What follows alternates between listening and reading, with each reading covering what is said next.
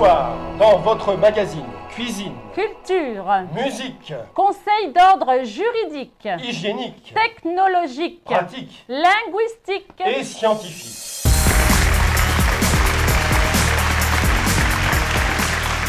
Mesdames, Mesdemoiselles, Messieurs, bonsoir et bienvenue à Rogema. Le seul magazine qui... Bonsoir également à vous, Bianca. Bonsoir également à vous, Jean-Pierre.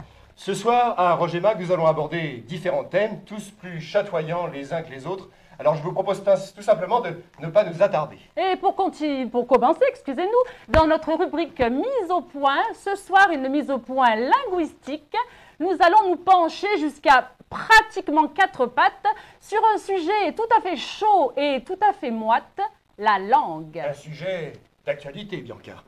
Écoutons de toutes nos oreilles Corinne Chatsuin.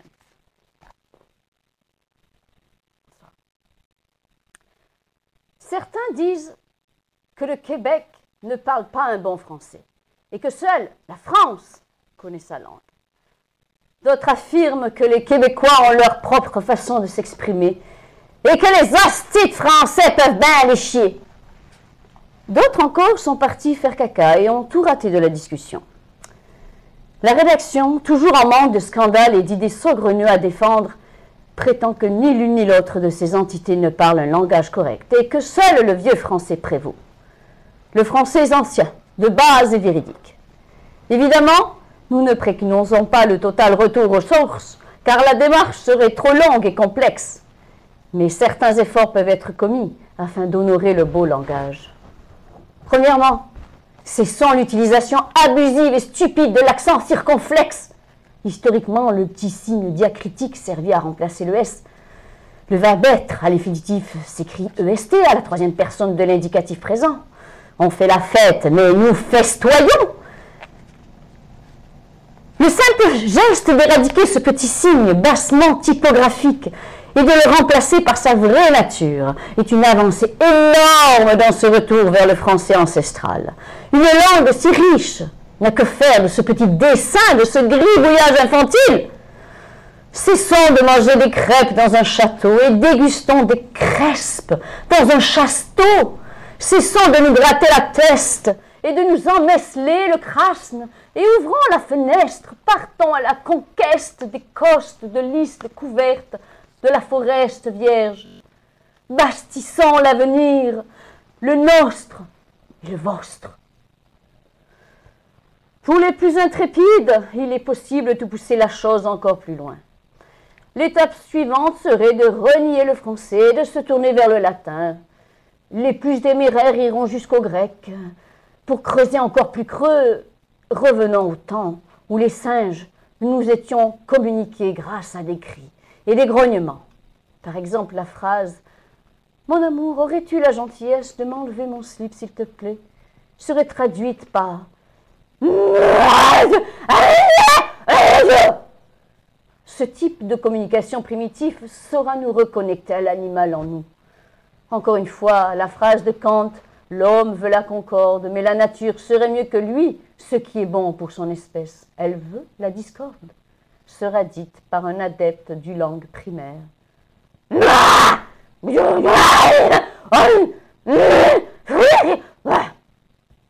Dans la littérature, comme dans le langage oral, l'important, c'est de parler primal.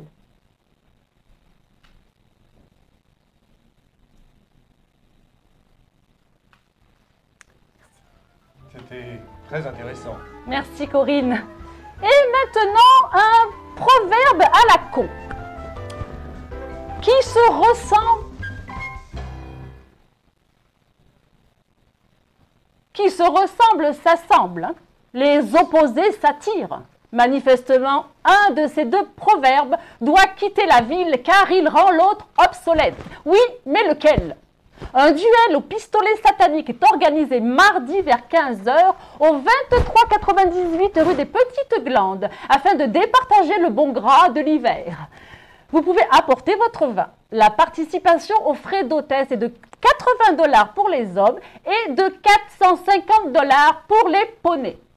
En cas de match nul, on décrétera le bannissement des deux proverbes. Ils seront officiellement remplacés par le proverbe « qui se ressemble ou est opposé s'attire contre, et ainsi cesseront les chamailleries. Sans plus tarder, voici la minute scientifique de Roger Mag. C'est parti pour une petite minute de science.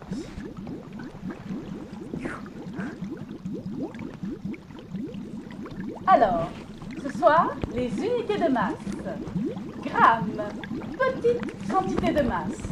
Exemple, 1 gramme de coke. Pentagramme, 5 grammes. Par exemple, mais qu'est-ce qu'il lui fallait à la petite dame? Un pentagramme de coke, s'il vous plaît. Kilogramme, plusieurs centaines de grammes. Par exemple, 1 kilogramme de plutonium. Mégagramme, quasiment 1 million de grammes. Par exemple, une tonne de slip.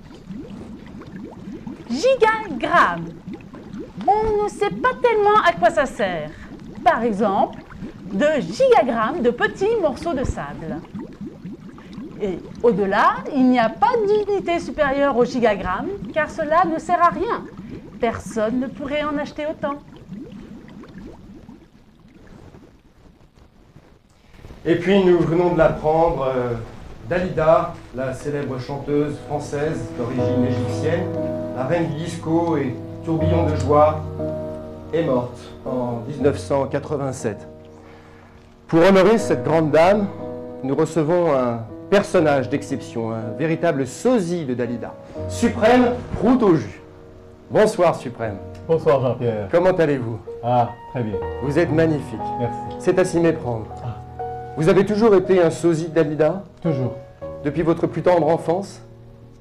Je ne me souviens plus. Vous avez toujours écouté Dalida, vous l'avez toujours admirée? Toujours. J'ai grandi avec Dalida. J'en écoute matin, midi et soir. Et je crois que vos amis apprécient également toutes vos prestations? Ah, énormément. Présentement, j'ai un mariage samedi, un baptême dimanche. J'ai une fête dans le sous-sol d'église lundi prochain. C'est un succès fou. Alors je vous propose sans plus tarder de pouvoir rendre hommage à cette grande artiste en interprétant une chanson, celle qui vous tient particulièrement à cœur. Oui, je vais vous interpréter Bésame mucho Bésame mucho. en l'honneur de cette grande dame. Alors c'est à vous. Merci. Suprême, Merci. musique.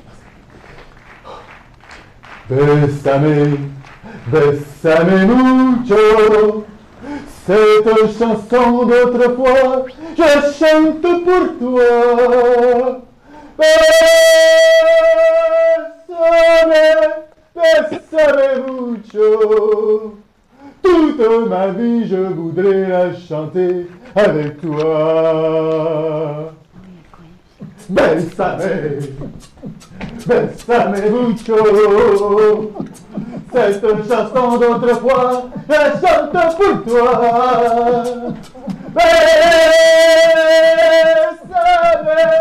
Bésame mucho.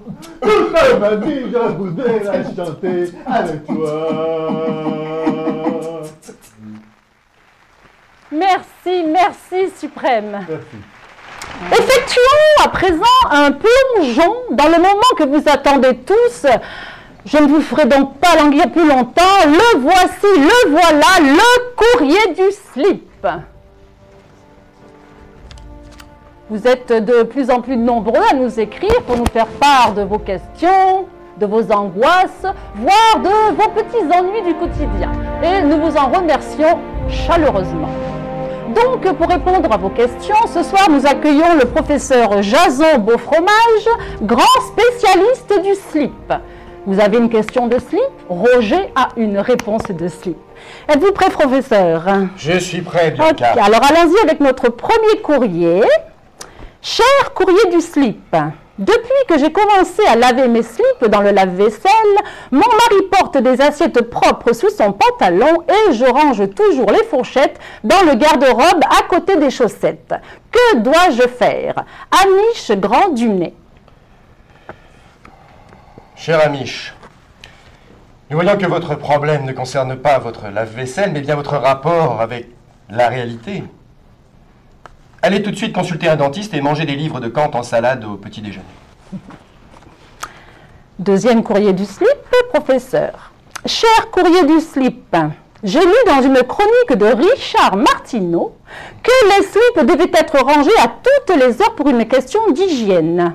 Devrais-je commencer à écrire des chroniques, moi aussi? Stevert Krunsmik. Stevert, les chroniques de Richard Martineau ne sont pas un exemple d'hygiène. Elles sentent le vieux et peuvent transmettre des maladies infectieuses. Si toutefois vous désirez continuer à le lire, nous vous conseillons de le faire au travers de 2 ouvertures que vous aurez pratiquées sur un vieux slip, comme un masque. Une autre option serait de le lire en regardant par une boîte à chaussures dans laquelle vous aurez placé un miroir et percé un trou de chaque côté, comme pour les éclipses solaires. Prudence! Ok, prochain courrier, professeur. Cher courrier du slip, mon mari consomme beaucoup de bière et s'échappe parfois dans ses slips. Que dois-je faire? Eva von douche froide. Chère Eva, nous conseillons à votre mari de boire sa bière imbibée dans ses slips. Ainsi, il ne pourra jamais les salir. Cher courrier du slip, doit-on dire slip ou slip? La terreur des lacs creux. Chère terreur, l'étymologie du mot slip remonte à fort longtemps, bien avant l'invention de la perceuse à 4 trous, et proviendrait, selon 4 étymologistes sérieux et un mathématicien pervers, de l'allemand schrippen, signifiant retenir ou tenir en place. Certains autres experts, commandités par une marque de détergent, prétendent que la racine du mot remonte au grec slipos et veut dire éternité, ou du latin slippy, qui signifie morceau de tissu qui doit être enlevé avant de s'amuser. Donc, il faut dire slip le plus souvent possible. Slip. Cher courrier du slip, dernièrement, mon astrologue m'a dit de faire attention à la couleur de mes slips et à leur incidence sur ma vie personnelle. Pourtant, je n'en porte jamais. Comment et dois-je commencer à porter ou peut-être changer d'astrologue? Michaude du Trou. Chère Michaude, nous vous conseillons bien sûr de commencer à porter des slips. C'est important pour l'hygiène et l'estime de soi et des autres. Cessez aussi de voir cet astrologue et consultez plutôt un slipologue agréé. C'est tout. Nous marquons maintenant une petite pause vers une pause de Noël, je crois.